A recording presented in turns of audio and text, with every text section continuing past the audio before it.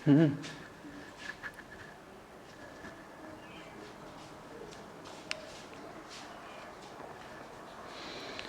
दोस्तों, मैं कमल यादव। और इसके पूर्व वाली वीडियो में मैंने अलंकार और अलंकार का अर्थ तथा अलंकार के विषय में विभिन्न विद्वानों के द्वारा जो मत दिए गए थे उन पर मैंने परिचर्चा किया था। अब अगली इस आज की वीडियो में मैं यह आपको बताने जाऊंगा कि शब्दालंकार क्या है, अर्थालंकार क्या है, उभयालंकार क्या है और शब्दालंकार तथा अर्थालंकार के परिभाषाएं क्या क्या होती हैं तथा इनके अंतर्गत कौन कौन से अलंकार आते हैं। क्योंकि कभी कभी परीक्षाओं में पूछ देता है कि यह अलंकार किस अलंकार के अंतर्गत आता है, अर्थालंकार के अंतर्गत आता है कि शब्दालंकार के अंतर्गत आता है। जैसे शब्दालंकार, वर्तमान समय में व्याकरणाचार्यों ने अलंकार को मुख्य रूप से दो भागों में बांटा है। पहला है शब्दालंकार और दूसरा है अर्थालंकार। और सामान्य रूप से अगर कहा जाए तो अलंकार की एक और कोटि है जिसे हम उभयालंकार के नाम से जानते हैं। तो सबसे पहले हम अलंकार के भेद के बारे में बताएंगे कि मुख्य रूप से अलंकार के कितने भेद होते हैं। मुख्य रूप से अलंकार के दो भेद होते हैं। अलंकार के भेद, पहला है शब्दालंकार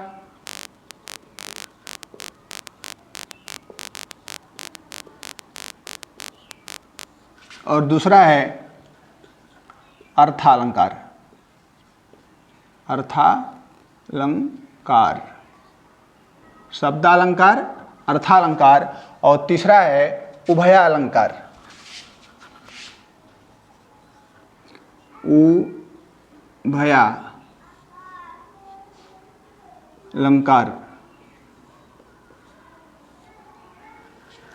अब हम आपको क्रमशः बताएंगे कि शब्दालंकार क्या है, अर्थालंकार क्या है और उभयालंकार क्या है। शब्दालंकार उसे कहते हैं जहाँ पर काव्य में शब्दों के द्वारा चमत्कार उत्पन्न होता है, उसे हम शब्दालंकार कहते हैं। और जहाँ काव्य में अर्थ के द्वारा चमत्कार उत्पन्न होता है उसे हम अर्थालंकार कहते हैं। और उभयालंकार वह अलंकार है जिसमें शब्दालंकार और अर्थालंकार दोनों के ही लक्षण पाए जाते हैं, उसे उभयालंकार कहते हैं।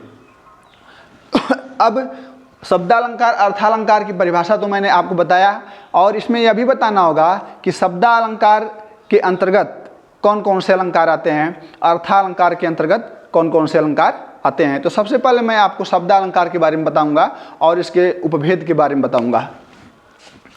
क्या है शब्दालंकार?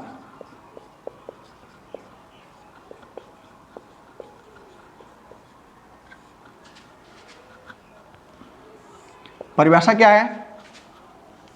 जहां शब्दों अथवा वर्णों के द्वारा चमत्कार उत्पन्न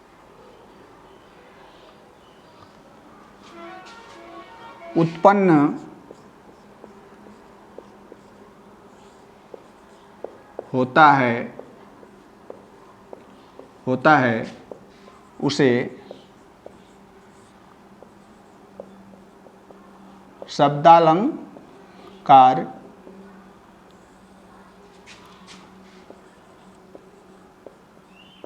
कहते हैं। जहाँ शब्दों या वर्णों के द्वारा चमत्कार उत्पन्न होता है उसे हम शब्दालंकार कहते हैं। और शब्दालंकार के अंतर्गत अनुप्रास अलंकार, यमक अलंकार, श्लेष अलंकार और वक्रोक्ति अलंकार आते हैं। जैसे किसी परीक्षा में पूछ सकता है कि वक्रोक्ति अलंकार किस अलंकार के अंतर्गत आता है, शब्दालंकार के अंतर्गत या अर्थालंकार के अंतर्गत या दोनों के अंतर्गत? तो उत्तर होगा कि यह जो है शब्दालंकार के अंतर्गत आता है। ऐसे ही प्रश्न पूछ सकता है परीक्षाओं में। इसको ध्यान रखते हुए मैं इस वीडियो को बना रहा हूं। अब है शब्दालंकार के भेद।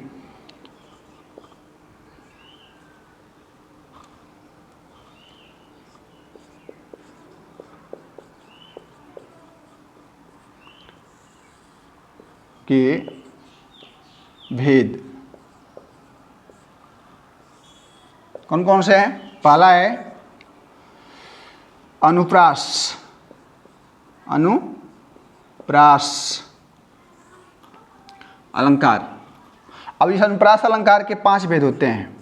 कौन कौन से? पहला है 5 भेद, ऐसे लिखिए 5 भेद। क्या है देखते हैं। 6 का अनुप्रास, 6 का अनुप्रास। दूसरा है वृत्त्या, वृत्त्यानुप्रास। तीसरा है श्रुत्यानुप्रास, श्रुत्या।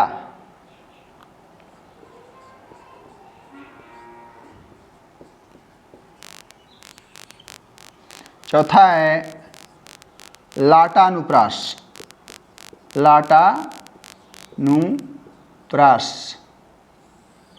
और 5वां है अंत्यानुप्रास, अंत्या।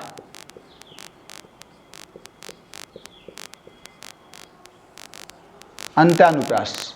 तो इस प्रकार से मैंने बताया कि शब्दा अलंकार के अंतर्गत अनुप्रास अलंकार आता है और अनुप्रास अलंकार के भी 5 भेद होते हैं, जिसमें से 6 का अनुप्रास, वृत्त्यानुप्रास, श्रुत्यानुप्रास, लाटानुप्रास और अंत्यानुप्रास। अब इसके अंतर्गत और भी हैं। दूसरा क्या है? दूसरा है श्लेष अलंकार, श्लेष, श्लेष अलंकार। तीसरा है यमक अलंकार। और चौथा है वक्रोक्ति अलंकार, वक्रोक्ति, वक्रोक्ति अलंकार।